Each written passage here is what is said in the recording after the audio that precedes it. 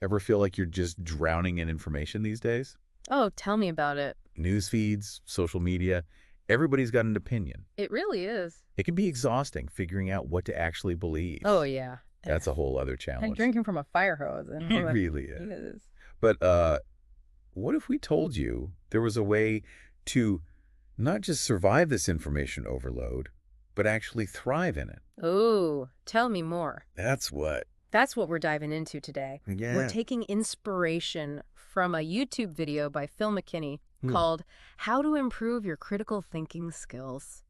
He lays out. He gives some really practical advice. Yeah. And we're going to unpack it layer by layer We are. so you can walk away with a sharper, more discerning mind. Because let's face it, Yes. critical thinking isn't just for academics or philosophers anymore. Right. It's the key to making better decisions, Mm-hmm. solving problems more effectively, and honestly, just navigating the world with more confidence. McKinney even argues that it's vital for a healthy democracy.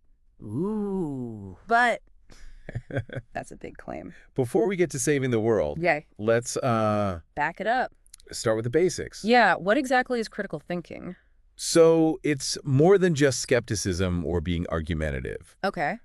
It's about actively engaging with information. Okay. Think analysis, evaluation. Yes. And yes, a healthy dose of skepticism, Sure. all guided by logic and reasoning. So it's not passively absorbing whatever comes our way, Yeah. but being like It's digging deeper, asking questions, figuring out what's truly reliable. exactly. It's like being a detective of information. Ooh, I like that. And that's especially crucial now Yeah, in our digital first world. because things move so fast online. So fast. Yeah. 1 minute it's breaking news, the next it's a meme. Right. It's hard to know what to trust. Yeah. And the way information is structured online can actually hinder critical thinking. Oh, interesting. Algorithms curate our feeds. Often creating echo chambers where we only see information that confirms our existing beliefs. That's the polarization problem we hear so much about. Yes. Everyone's retreating into their own corners, unwilling to even consider alternative viewpoints. And that has real-world consequences for how we communicate, make decisions, even how we participate in our communities. Yeah. McKinney argues that this decline in critical thinking can even undermine a well-informed democracy. Okay, that's a bit sobering. It is, but thankfully McKinney doesn't just leave us hanging with doom and gloom. Okay, good. He outlines 6 concrete steps for approaching information with caution. And these aren't just vague suggestions, are they? No. These are actionable tools you can start using today. That's what I like to hear. Let's dive in. Yes, let's dive into a couple of the most intriguing ones. Yeah. One that really jumped out at me is be open to different perspectives. Yeah, It sounds so simple, it does. but in reality, it can be incredibly difficult. yeah, We're naturally drawn to information that aligns with our existing beliefs. right.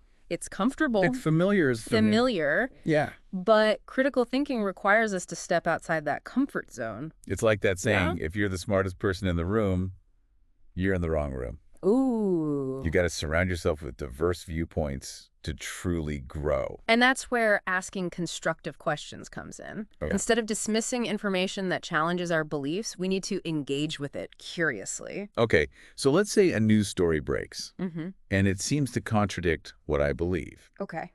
How do I start asking those constructive questions? First, consider the source. Right. Is it reliable, Mm-hmm. reputable? Okay, What might their biases be? right.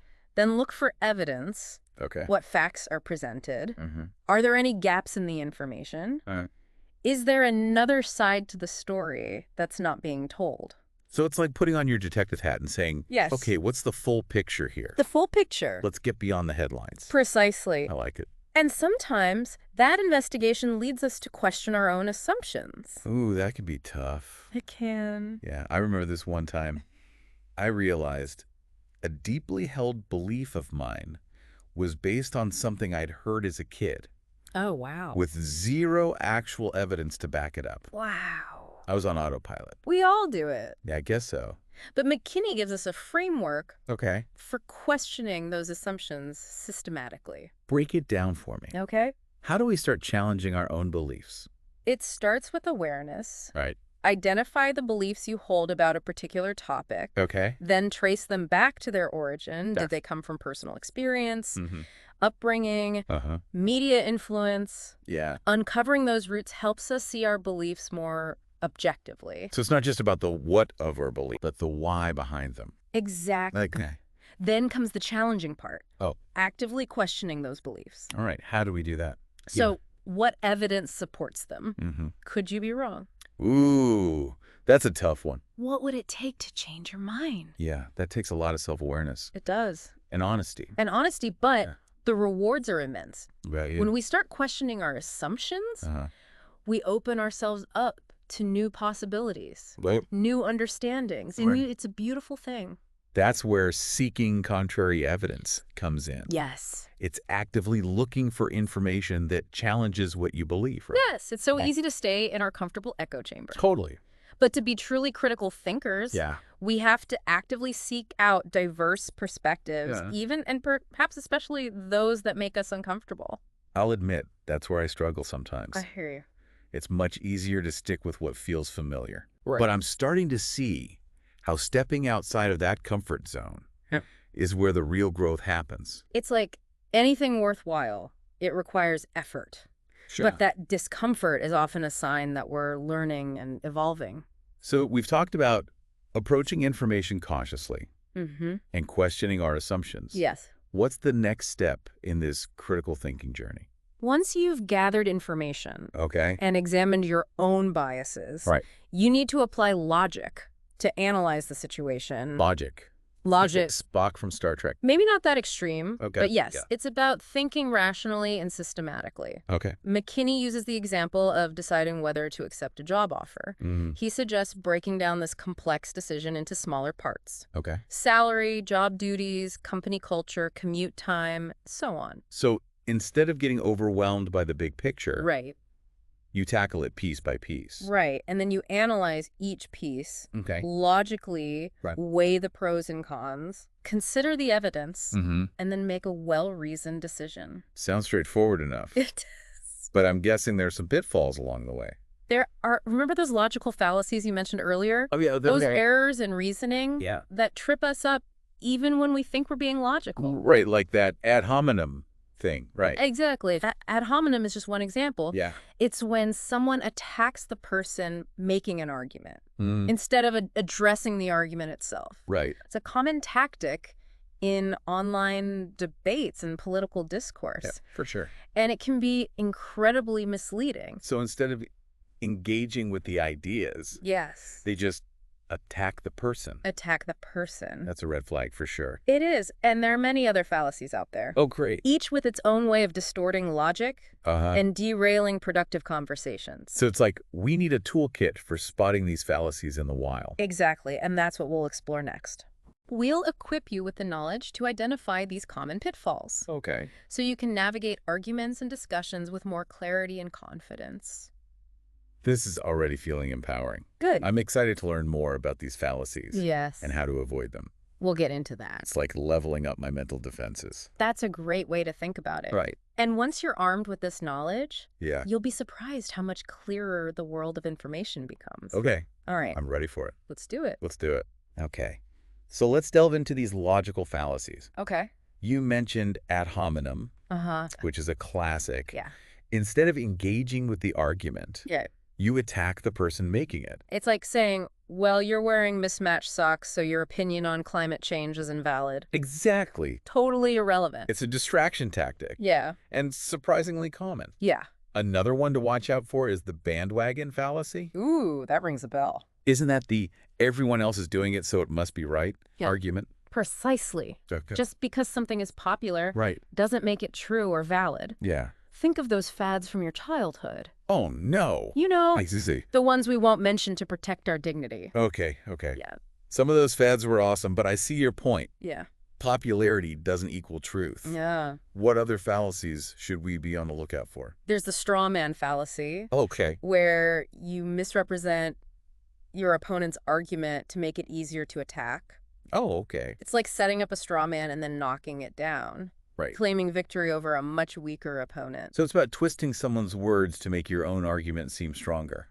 It is. That's just sneaky. It is. And then there's the appeal to emotion fallacy. Okay. This is where you use emotional manipulation. Okay. Instead of logic or evidence to persuade someone. Oh, I see this all the time in advertising. Yeah. Like those heart-wrenching commercials that make you want to donate to a cause. Yes. Even before you've really considered the details. Exactly. Yeah. Appealing to emotions can be effective. Yeah. But it's not a substitute for sound reasoning. Right. Critical thinking requires us to look beyond the emotional appeal. Okay. And assess the argument on its merits. So it's like having an emotional shield. Yes. Protecting ourselves from being swayed by feelings alone. That's a great analogy. Yeah. And remember, logical fallacies aren't just used intentionally to mislead. Right. Sometimes we fall into them ourselves without even realizing it. That's what makes them so tricky. It does. So how do we avoid falling into these traps? First, educate yourself. Okay. Familiarize yourself with common fallacies. Right. There are tons of resources online and in books. Okay. Once you know what to look for,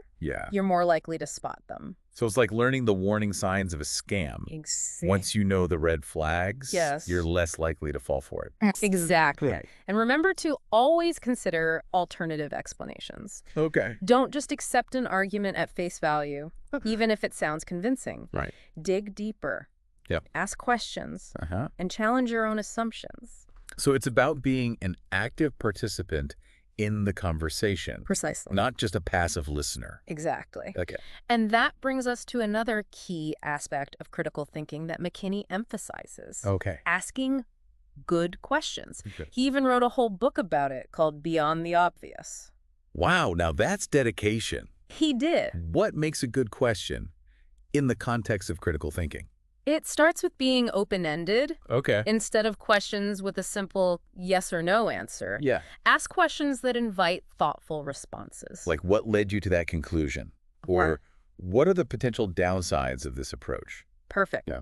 Those types of questions encourage people to explain their reasoning, which helps us understand their perspective better. And it can also reveal flaws in their logic. Okay. Or areas where they might be making assumptions.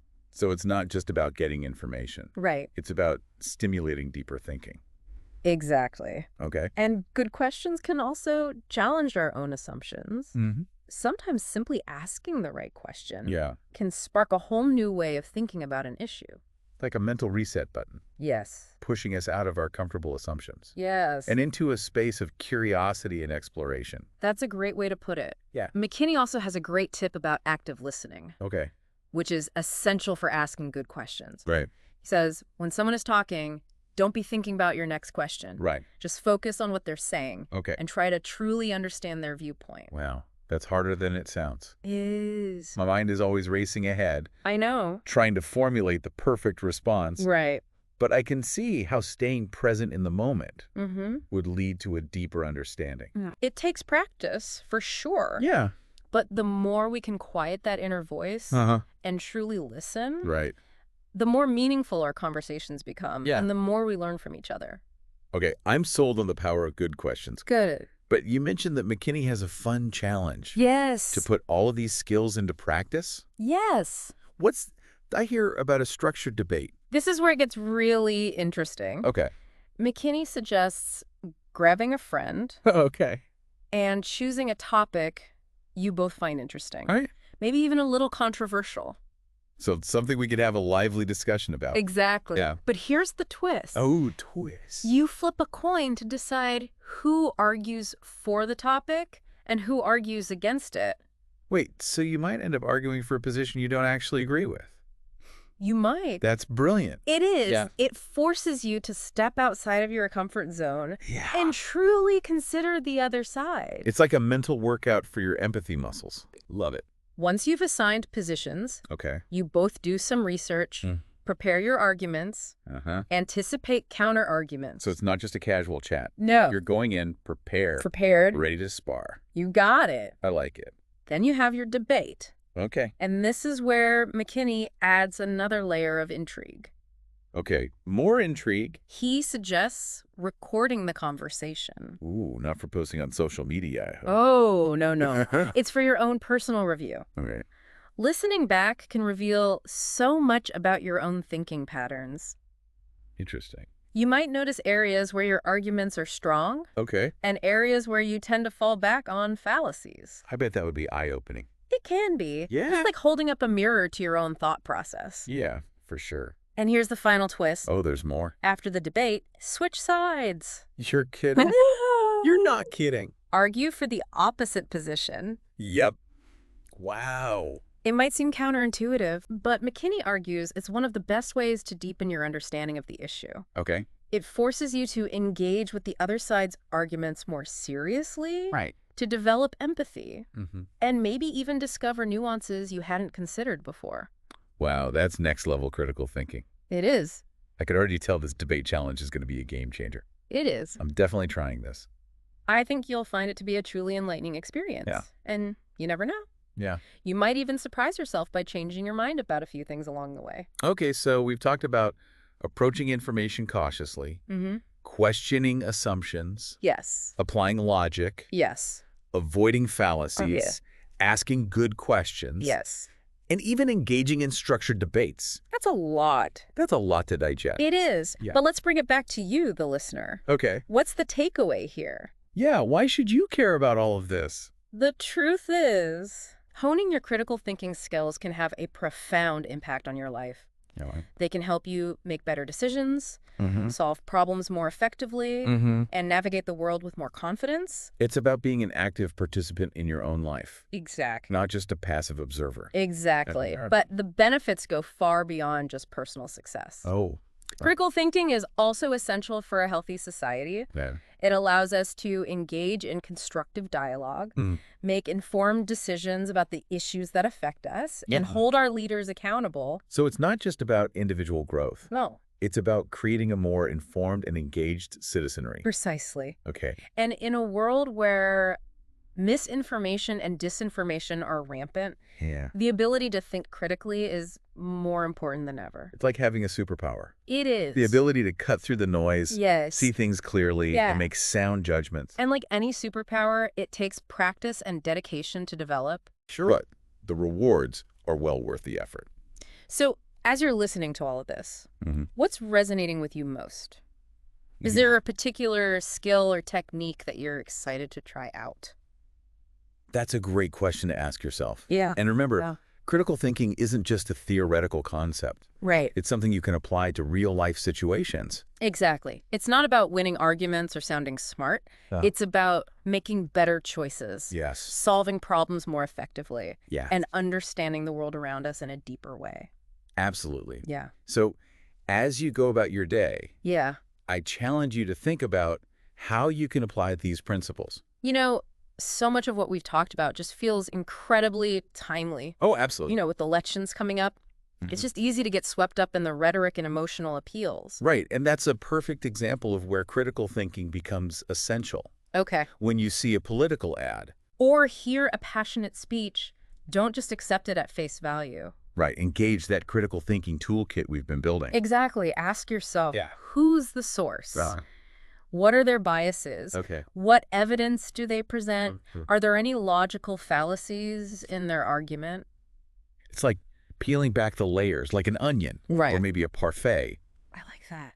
Getting to the core of the issue. Yes. Beyond the initial presentation. And don't just consume information from sources that align with your existing beliefs. Right. Seek out diverse perspectives, even those that you might disagree with. It's about challenging your own assumptions, right? It is. Stepping outside your comfort zone to get a more complete understanding of the issue. Precisely. And remember that questioning your assumptions isn't a sign of weakness. Okay. It's a sign of intellectual humility and a commitment to truth. It's like saying, I'm open to being wrong, and I'm willing to change my mind if presented with compelling evidence. That's the hallmark of a true critical thinker.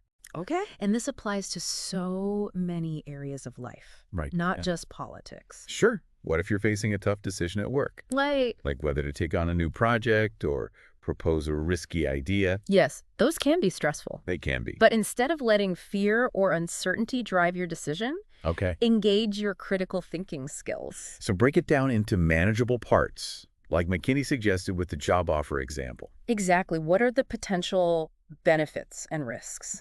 What are the short-term and long-term implications? Okay. What resources do you need? Right. And talk to people. Yes. Get diverse perspectives from colleagues, mentors, anyone who might have valuable insights. That's key. And don't forget about those constructive questions. Right. They can help you uncover blind spots and challenge your own assumptions. It's like having an internal advisory board, helping you make the best decision possible. I love that image. Yeah. And remember, Yep. critical thinking isn't a one-time event. It's an ongoing process of learning, questioning, and refining your thinking. It's a journey, not a destination. It is. And like any worthwhile journey, Yeah. it can be challenging at times. But it's also incredibly rewarding. Okay. The more you practice critical thinking, the more confident and empowered you become. It's like building a mental muscle. The more you use it, Yes. the stronger it gets. Exactly. And that strength will serve you well in all areas of your life. So as we wrap up this deep dive into critical thinking, Yes. I want to leave you with one final thought. Okay. Never stop questioning. Never stop learning. Never stop thinking critically. It's the key to unlocking your full potential, It really is. both as an individual and as a member of a thriving society. So keep those critical thinking muscles flexed. And until next time, Happy diving. happy diving. Yeah.